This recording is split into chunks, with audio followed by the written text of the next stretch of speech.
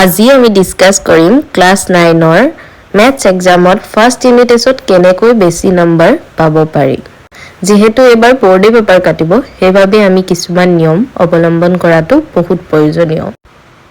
সেবাৰ academic ক্যালেন্ডাৰত আমি এক্সামবোৰ তিনটা টাইপত ভাগ কৰা দেখিছো ফাৰ্স্ট আৰু সেকেন্ড ইউনিট টেষ্ট মিলাই মেলি 100% কৰি 100 পৰা 20% কেৱল লোৱা হ'ব হাফ এলিৰ পৰা 100ত যিমান পাবা তাৰ 30% লোৱা হ'ব আৰু এনুৱেলত 100ত যিমান পাবা তাৰ 50% মাৰ্ক লোৱা হ'ব হেনেকে টোটাল কৰি তোমালোকৰ 100%ত কিমান পাইছা ধৰা হ'ব অকল ফাইনেলক লৈ কোনো সিদ্ধান্ত লোৱা নহয় যেহেতু সব এক্সামে ইম্পৰ্টেন্ট হেয়া আমি এক্সামবোৰ তিনটা পাৰ্টত ভাগ কৰি লম ফাৰ্স্ট পাৰ্টত আমি চাম এক্সামটোৰ বাবে সিলেবাসখন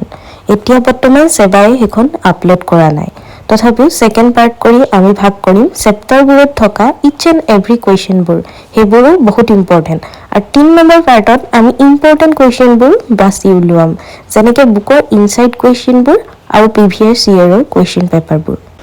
পিছৰ ভিডিঅ'বোৰত এইবোৰ খৰচি মাৰি অধ্যয়ন কৰা হ'ব 2025 চনৰ 9ৰ ফাৰ্স্ট ইউনিট টেষ্টত আহিবলগীয়া সম্ভাৱ্য কোৱেশ্চনবোৰ পাবলৈ চেনেলটো সাবস্ক্ৰাইব কৰি যাবা